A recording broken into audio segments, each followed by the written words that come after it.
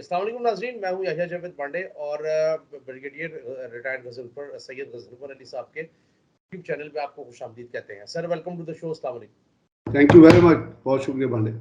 Sir आपके YouTube channel का पहला शो है तो हम नाज़रीन को जरा बताते चले कि हम रूटीन के हवाले से जो हालात हाज़िरा के ऊपर चीज़ें हैं वो भी करेंगे कवर, और साथ ही साथ हम स्पेशल कुछ एपिसोड्स होंगी वो भी कवर करेंगे, एक्सक्लूसिव स्टोरीज भी इसके अंदर कवर करेंगे। तो सर सबसे पहले तो आपको भी बहुत बहुत मुबारक हो कि आपकी जो काबीना ने हल्फ उठा लिया है। मौजूदा जो रजीम है, रजीम चेंज का जो पहला जो हलफ बर्दारी थी काबीना की, उसमें से सोशल मीडिया पे तो ये भी चल रहा है कि उसमें से जो 34 में से 24 जो है वो जमानत पर रिहा हुए हुए हैं। और साथ ही साथ बड़ी अहम चीज़ ये है कि जनाब जनरल कमर जावेद बाजवा साहब जो आर्मी चीफ हैं उनकी वज़ीर आज़म शहबाज शरीफ साहब से मुलाकात हुई है। मुलाकात के हवाले से भी काफ़ी बातें चल रही हैं, पिक्चर्स भी आई हैं, वीडियोस भी आई हैं।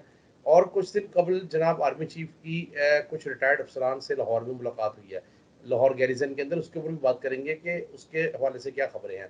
तो सर सबसे पहले शुरू करते हैं आज की काबीना के हवाले से। तो काबीना के ऊपर सर आपकी क्या राय है? बहुत बहुत शुक्रिया पांडे। आज क्योंकि रजीम चेंज की जो प्रोसेस था वो मुकम्मल हो गया था, उस वक्त जिस वक्त ISPR ने कहा था कि मुदाखलत हुई है, तो अमेरिकन जो अमेरिकन जो स्पोक्स पर्सन है उसने भी ये कंफर्म कर दिया कि मुदाखलत हुई है, और हम पाकिस्तान जो DG ISPR ने जो कहा है उनके वर्जन को सपोर्ट करते हैं। इसका मतलब ये है कि मुखालफत, हमेशा मैंने पहले भी अर्ज किया था कि मुखालफत की डिक्शनरी अगर आप मीनिंग निकाल के देखें तो मुदाखलत का मतलब होता है फिजिकल इंटरवेंशन। ये वर्बोसिटी से नहीं होती, अल्फाज से नहीं होती। मैंने जैसे आपसे पहले अर्ज किया था कि साजिश जो है वो अल्फाज का मजमुआ हो सकती है, हो सकता है वो साजिश कामयाब ना हो, आपका ओपोनेंट कोई ऐसे एक्शन ले ले जिसपे आपका प्लान, साजिश के अंदर प्लान बनाया जाता है, मुदाखलत के अंदर किसी चीज को फिजिकली इम्प्लीमेंट किया जाता है। अब जब उस फिजिकल इम्प्लीमेंटेशन को आप देखते हैं तो उसके अंदर हमने, आपको याद है, एक 21 अक्टूबर का एक लेटर कोट किया था national endowment commission for democracy का, जो CIA का माउथ पीस है। और CIA को जब दुनिया में काम कराने होते हैं तो इस किस्म की फेक और फ्यूटाइल ऑर्गेनाइजेशंस को इस्तेमाल करता है, इस किस्म की पेड, इस किस्म की फाइनेंस ऑर्गेनाइजेशन को इस्तेमाल करता है मुल्कों के अंदर मुदाखलत करने के लिए, रिजीम चेंज करने के लिए। और ये ईरान में भी उन्होंने किया, ये इराक में भी उन्होंने किया, ये लिबिया में। पाकिस्तान थोड़ा सा खुशकिस्मत इसलिए रहा कि यहाँ लोगों को नहीं मारा गया, यहाँ ऑपरेशन नहीं किए गए, यहाँ पे बमबारी नहीं की गई, यहाँ पे कुछ पेड लोगों को खरीद के, पैसा लगा के, और उसको फिजिकल इंटरवेंशन बाय मनी की गई, जिसके जरिए आपकी एक इंपोर्टेड हुकूमत लाई गई। और उस इंपोर्टेड हुकूमत की क्रिमिनल काबीना ने आज जो है वो ओथ ले लिया। एक क्रिमिनलिटी ओरिएंटेड काबीना जो है, जिसके अंदर आपने अपने इंट्रोडक्शन में कहा कि तमाम के तमाम वजीर जो हैं वो सब के सब बेल पे हैं। अब होना ये चाहिए कि पाकिस्तान के अंदर जो दुख की बात है, आज पाकिस्तान की जो काबीना ने उठाया है, ये तारीख तरीन वक्त है पाकिस्तान का। रमजान के महीने में जरूरी नहीं है कि अल्लाह मियाँ जब आसमानी अजाब ही डाले, जरूरी नहीं है कि कोई अपना फिजिकल इंटरवेंशन के जैसे ये तो अल्लाह मियाँ ने कहा हुआ है कि मैं मुसलमानों पे अब आसमानी अजाब जो पुराने ज़माने में आया करते थे, तूफान आ गया और कौमें, वो नहीं आऊँगा, लेके आऊँगा। लेकिन ये अजाब की जो सूरत है, ये जो आपके ऊपर आज इम्पोज की गई है, इससे बड़ी वर्स्ट, इससे बड़ी भयानक, इससे बड़ी शर्मनाक, इससे बड़ी लो लेवल, इससे बड़ी थर्ड रेटेड चीज हो कोई नहीं सकती है जो आज आप पे काबीना की सूरत में इम्पोज की गई। 50 वजीर बनने जा रहे हैं काबीना के। लानत है उस सिस्टम पे, जिस सिस्टम के अंदर दबाव हो, जो IMF के कर्जे में हो, जिसके अंदर रोजाना रेट बढ़ रहे हो। 30 रुपए आज घी का रेट बढ़ गया है, 10 रुपए जब बिजली का रेट बढ़ गया है, डॉलर ऊपर चला गया है। इस सूरत हाल में 50 वज़रा 50 क्रिमिनल वज़रा, 50 मुजरिम नुमा वज़रा जो है आपके सीने पे थोपे जा रहे हैं, जो एक अजाब है अल्लाह की तरफ से आपके ऊपर। यानी आज के बाद मेरा ख्याल ये है कि माएँ और बच्चे और स्कूल अपने बच्चों को पढ़ाना शुरू कर दे कि बड़े होके चोर बनो, बड़े होके डाकू बनो, बड़े होकर मनी लॉन्ड्रर बनो, बड़े होके लैंड ग्रैबर बनो, बड़े के अंदर होके लोगों को मारो, कत्ल करो, अपने खिलाफ पर्चे कटवाओ, जाके लोगों को गालियां दो, अदारों को गालियां दो, जाके सड़कों पे चीखो, पेड एजेंट बन जाओ, पैसे लेके सियासत करो, मिट्टी को बेचो, अपने घर को बेचो, अपने जमीन को सब कुछ बेचो और बच के आखिर में मिनिस्टर बन जाओ, बेल पे हो और supreme court high court arrest ना करे आप।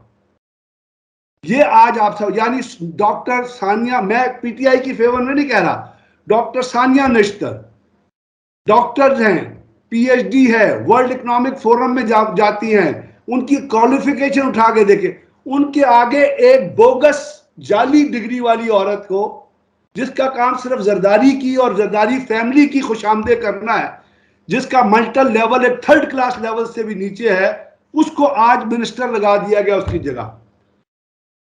पटेल साहब जिनके ऊपर लैंड ग्रैबिंग के केस है, वो आज आपका मिनिस्टर है। सब्जवारी जिसके ऊपर बल्दिया फैक्ट्री किलिंग का केस है, यानी मारने वाले भी, कत्ल करने वाले भी आज आपके मिनिस्टर हैं। तो आप मुझे बताइए कि पाकिस्तानी नेशन में कौन से एथिक्स रह गए हैं? आपकी आने वाली जनरेशन का एथिक्स सीखेगी। हमारे बच्चे किससे सबक लेंगे? शहबाज शरीफ से? शहबाज शरीफ से जिसने अपनी एसपी को की बीवी को तलाक देकर और शादी कर ली थी, किससे सबक लेंगे? क्या करेंगे मुझे बताएं। इस मुल्क में क्या हो रहा है? सियासत के नाम पे बेचा जा रहा है जमीरों को, सियासत के नाम पे बेचा जा रहा है कौम को, सियासत के नाम पे बेचा जा रहा है आपको, और मतलब मेरी और आपकी बोली लगी हुई है आजकल। ये सियासत है क्या? नेक लोग खत्म होंगे पाकिस्तान की सियासत में? अदारों को गालियां, कल मोहसिन वजीर और दावड़ ने तकरीर किया है, स्पीकर ने उसको माइक दिया था। मोहसिन दावड़ कौन है? परसों 8 लोग शहीद हुए हैं, पिछले से पिछले हफ्ते सिंधी में 8 लोग शहीद हुए हैं एफसी के।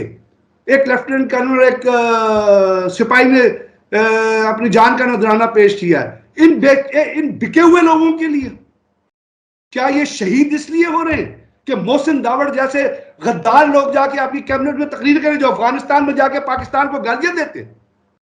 इसलिए? क्या ये शहीद इसलिए अपनी जानों का नजराना पेश कर रहे हैं? क्या पाकिस्तानी कौम चुप बैठी रहेगी, इन लोगों को देखती रहेगी? क्या हम इनसे जवाब नहीं मांगेंगे कि तुम इंडिविजुअल पैसे खाते हो, रॉ के पैसे खाते हो, सीआईए के पैसे खाते हो, अफगानिस्तान के पैसे खाते हो, और आके हमारी असेंबली में हमें ही गालियां देते हो? क्या ये जमहूरियत है? जमहूरियत लोगों को गालियां देने का नाम है? जमहूरियत अदारों को गालियां देने का नाम है?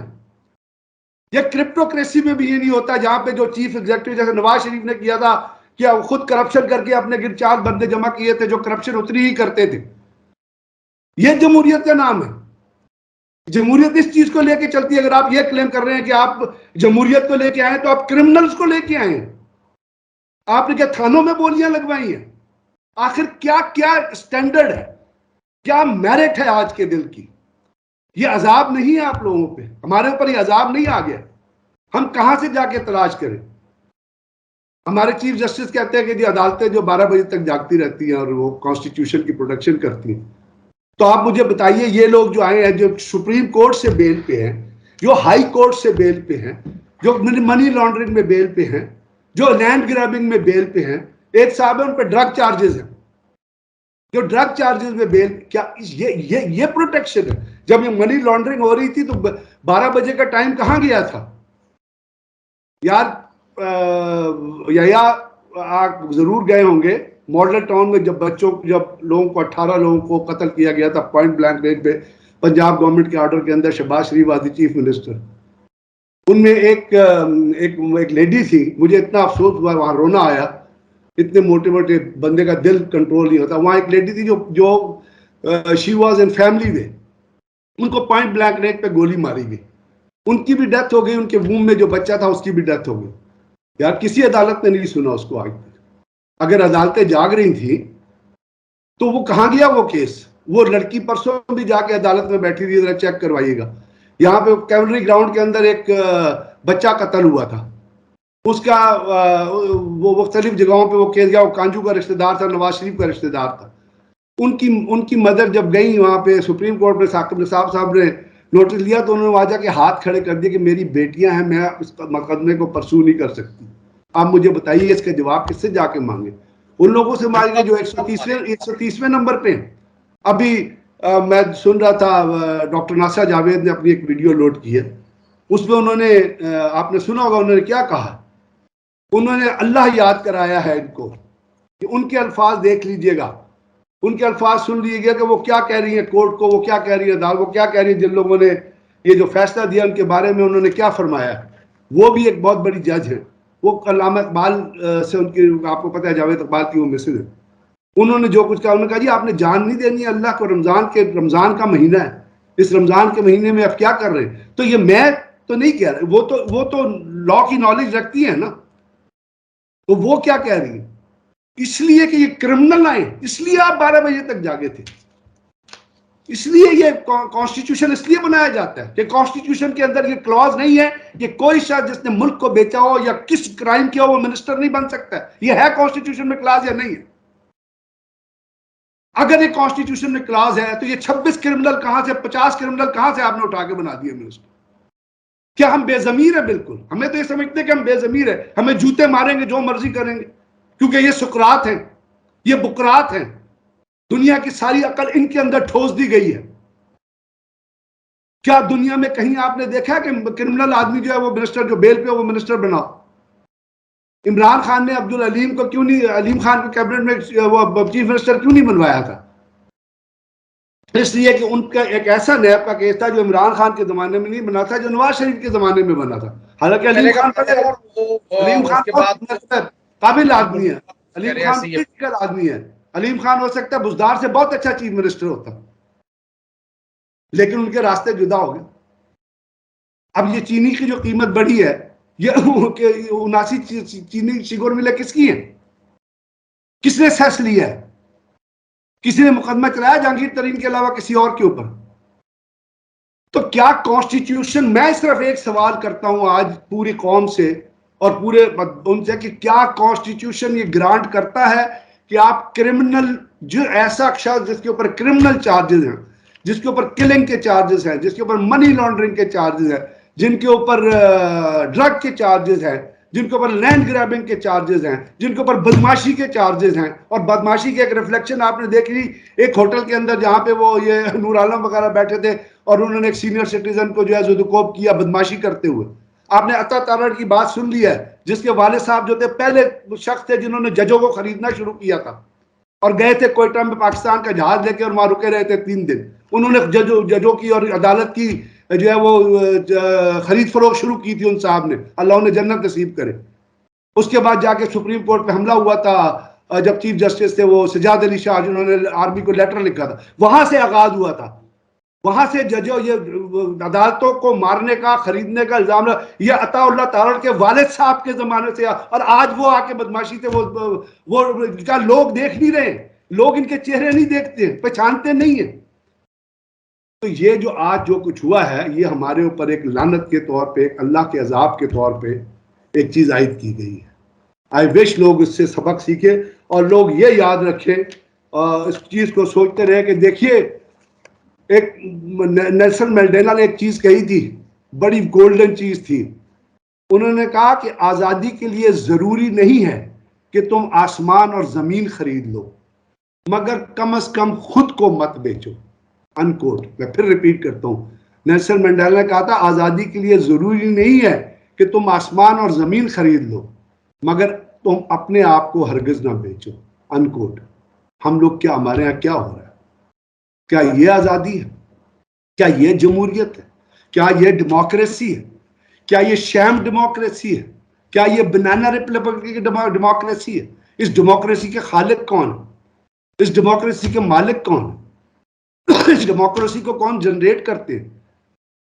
या कॉन्स्टिट्यूशन क्या कहता है? क्या कॉन्स्टिट्यूशन ये कहता है कि आप क्रिमिनल्स को जो है वो जाके पोर्टफोलियोज पे लगा दो? क्या क्रिमिनल कॉन्स्टिट्यूशन ये कहता है कि बोगस डिग्री पास को जाके WHO आज के ब्रिगेड साहब आज मुलाकात हुई है चीफ की शहबाज शरीफ साहब से, और चीफ की कुछ दिनों पहले आपको पता है लाहौर के अंदर कुछ रिटायर्ड अफसरान से मुलाकात हुई थी, उसका अहवाल बताइएगा थोड़ा सा कि क्या मामला थे। असल में वो जो रिटायर्ड, आपने जो पहले रिटायर्ड अफसरों से मुलाकात का जिक्र किया, वो एक कॉन्टिन्यूटी ऑफ मीटिंग्स है जो शुरू हुई हैं जब ये सुप्रीम कोर्ट का फैसला है। रात को 12 बजे जो एक्टिविटी हुई है उसके ऊपर बहुत सारी रिपोर्ट्स भी आपने पढ़ी, आपकी नज़र से भी गुजरी होंगी। और वो एक जो भारतीय ब्रॉडकास्टिंग कॉरपोरेशन ने एक रिपोर्ट चलाई थी कि जी 2 हेलीकॉप्टर उतर गए और बड़ी सारी मिस इन्फॉर्मेशन थी जो फैली हुई थी। अब सुप्रीम कोर्ट जो फैसला था वो तो क्लैरिटी हो गई थी, क्योंकि जब कासिम सूरी साहब अभी अब फैसला अनाउंस कर रहे थे, अभी वो पूरा भी नहीं हुआ था तो आपके टीवी पे टिकर चलने शुरू हो गए थे कि जी चीफ जस्टिस साहब जो हैं वो रवाना हो गए हैं सुप्रीम कोर्ट को। इतनी जल्दी में थे, संडे का दिन था, संडे को अदालत ना लगती तो कोई बड़ी बात नहीं थी, मंडे को लग सकती थी। बहरहाल वो तो उनकी अपनी मर्जी, हम उस पर कुछ कह नहीं सकते, क्योंकि उन्होंने कहा है कि अदालतें 24 घंटे जागती हैं, लेकिन फिर मॉडल टाउन भी अभी तक केस पड़ा हुआ है। तो वो जो उसके बाद जो चीज़ हुई और उसमें आर्मी के न्यूट्रल रहने के हिसाब से बातचीत हुई कि जी आर्मी ने, अब न्यूट्रल का जो मतलब है वो ये लिया गया मेरी नज़र में मेजॉरिटी ऑफ पब्लिक की तरफ से, जिसको मैं फोर्स ही करता हूँ इस तरह करके कि क्योंकि इससे पहले खाकान अब्बासी का, इससे पहले एहसन इकबाल का, इससे पहले राना सनाउल्लाह के बहुत सारे इंटरव्यू चले थे जिनमें उन्होंने कहा था कि ये अदम एतमाद जो है वो इस्टेब्लिशमेंट की मर्जी के बगैर कामयाब हो ही नहीं सकती। ये इंटरव्यूज अवेलेबल हैं, आप रिकॉर्ड को निकाल के देख ले। बिल्कुल मरियम नवाज से ये बात हुई है, अपना शाहिद खाकान अब्बासी ने, राना सनाउल्लाह ने, इन सब मरियम ने नवाज बहुत, ऑन बोर्ड है, ऑन बोर्ड क्या ऑन रिकॉर्ड है। मरियम, ये वो जो मरियम किसकी बीवी है झूठी जो है, उसने, उन सब ने कहा कि जी एदी के अहमद जो एस्टेब्लिशमेंट की मर्जी के बगैर कामयाब नहीं होगी।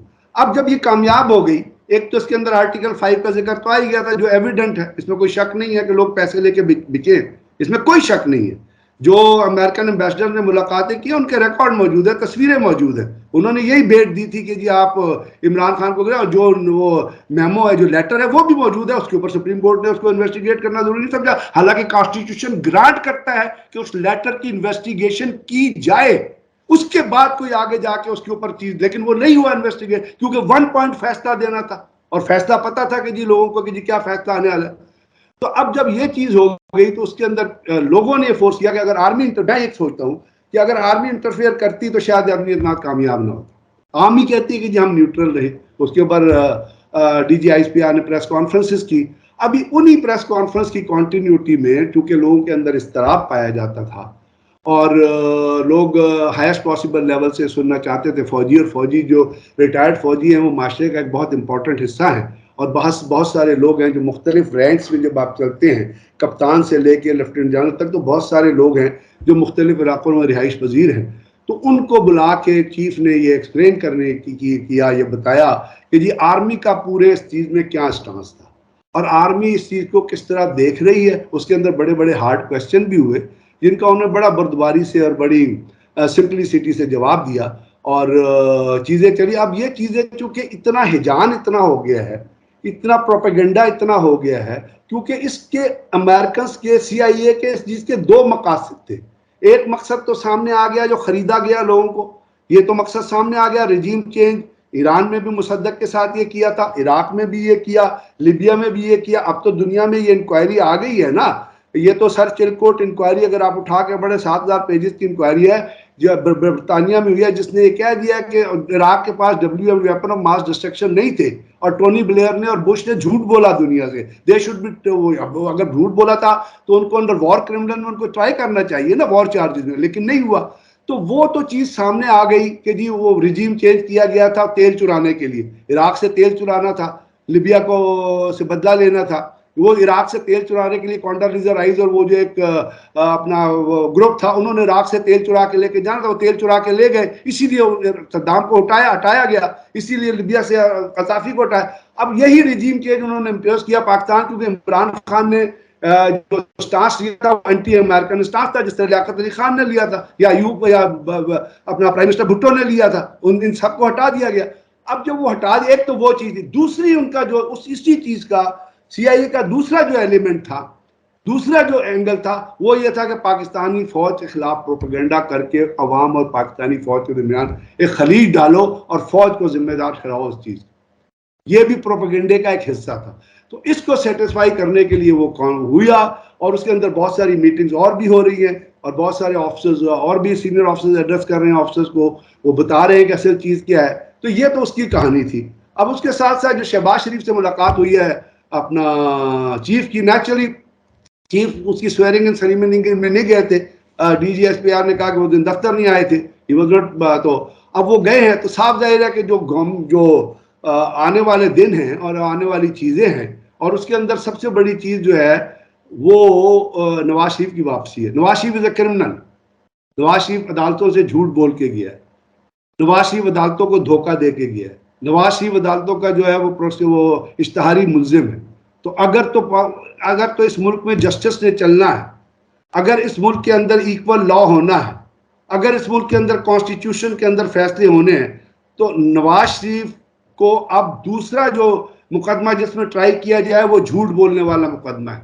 सादिक और अमीन तो वो पहले भी नहीं है, लेकिन एक और मुकदमा है जो धोखाधड़ी का, फ्रॉड और धोखाधड़ी की एक चार्ज नवाज शरीफ पे लगनी जरूरी है, जो पाकिस्तान कौम को बेवकूफ बना के प्लेटलेट्स गिरा के यहां से चल के गया है। दूसरा वो जाके जो साजिशें कर रहा है वहां बैठ के, जो वो रॉ के लोगों से मिल रहा है, जो वो मुसैद के लोग, जो उसके घर में मुलाकातें नहीं होती बल्कि एक होटल है बहुत बड़ा वहाँ का, आप जानते होंगे, वहाँ उसके कैबिनेट हाउस के जो अपना कंपनी हाल है उसके अंदर वहाँ मुलाकातें होती हैं, और ये कंफर्म्ड है, इसके पास एजेंसीज के पास रिपोर्ट्स अवेलेबल है, और वही है जो इस चीज को, तमाम चीज को जिसके जरिए प्लानिंग करके इस चीज को इधर इंप्लीमेंट कराया गया। और उससे नवाज शरीफ से यहाँ का हुकूमत के भी कुछ लोगों की मुलाकातें हुई जब ये सिस्टम चल रहा, कोई शक इसमें है नहीं। तो अब यही उन्हीं मुलाकातों के सिलसिले के तौर पे यहाँ पे ये थीसिस डेवलप हो रहा था कि जी वो वापस आएगा, और अगर वो वापस आया और वो अदालत, वो जेल में ना गया, तो बहुत बड़े सवाल उठेंगे याहिया, बहुत बड़े सवाल उठेंगे इन तमाम चीज़ों पे, जिसको आप शफाफियत कहते हैं ना, और जिसको आप ट्रांसपेरेंसी कहते हैं, जिसको आप जस्टिस कहते हैं, इसमें बहुत बड़े बड़े सवाल। तो पाकिस्तान के लोगों को इसको वॉच आउट करना है। We have to be safeguarding now the interest of Pakistan. ये हर बंदे की ड्यूटी है, क्योंकि यहाँ जो कुछ हो रहा है वो उन असूलों के मुताबिक नहीं है, जो असूल इन्हीं जमहूरियत पसंदा हुकूमत ने, जो प्राइम मिनिस्टर भुट्टो जो हैं उनके ज़माने में जो कॉन्स्टिट्यूशन बना था, तो जो चीज़ें हो रही हैं they are not under the realm of constitution. तो अब लोगों को इस कॉन्स्टिट्यूशन की स्पिरिट को हपओड करके बाहर निकलना और डिमांड करना है उन चीजों का जो पेंडिंग, जो फैसले पेंडिंग, और सबसे बड़ा फैसला जो पेंडिंग है वो मॉडल टाउन कत्ल केस है, जहां पे एक औरत जो बेचारी फैमिली वे में थी, उसको पॉइंट ब्लैंक रेंज पे गोली मार दी गई थी। उसका कौन फैसला करेगा, उसके खून का कौन जवाब देगा? तो ये वो चीजें हैं जिसको, जो पाकिस्तान के मारूजी की हालात के हिसाब से लोगों के ऊपर भी ये डिमांड पड़ती है कि वो इस चीज के लिए आवाज बुलंद करें। और ये जो चीजें हम पे इम्पोज की जाती हैं, हमें बेवकूफ समझ के, हम समझते हैं लोग कि हमारे अवाम वो जो लीडर बन जाते हैं इस किस्म के, शहबाज शरीफ जैसे, बाकी वो समझते हैं कि अवाम बेवकूफ है, उनको कुछ पता है, वो देख ही नहीं रहे, उनकी आंखें। अब मुझे बताए 3,000 जो आप डिप्लॉय करने जा रहे हैं पुलिस वाले जाती उमरा, उनका कौन खर्चा देगा? ये 4 जो 5 आप स्टेट हाउसेस बनाएंगे 5 बीवियों, इनका कौन खर्चा देगा? ये किस पैसे से जाएंगे? ये उस पैसे से जाएंगे जो आपने एवन फील्ड अपार्टमेंट में करप्शन करके बनाया, ये आपके और मेरे पैसे से जाएंगे। तो क्यों 3,000 वहां पे वो जो एहलकार है वहां भेजे जा रहे हैं? किस लिए भेजे जा रहे हैं? आपको जरदारी के बयानात नवाज शरीफ के बारे में, नवाज शरीफ के बयानात जरदारी के बारे में याद नहीं है? जरदारी ने क्या कहा था? उसने कहा था ये अवाम का चोर है, और नवाज शरीफ ने उसको कहा था कि ये अवाम का चोर है। शहबाज शरीफ ने कहा था कि मैं, तो ये जब आपस में उन्होंने कंफर्म कर दी है चीजें कि ये क्या है, तो आप फिर 3,000 लोग वहां भेजे। बिल्कुल सही है। बहुत बहुत शुक्रिया ब्रिगेड साहब आपका, आपने बहुत चीज़ों को जो है वो अच्छी तरह एक्सप्लेन किया। नाज़रीन, ये हमारी आज की पहली नशिस्त है, इंशाल्लाह ताला आपके सामने जो है वो हाजिर होते रहेंगे के मौज़ूआत के साथ। अभी मुझे दीजिए इजाज़त, आपकी से मुलाकात होगी इंशाल्लाह अगली नशिस्त में, तब तक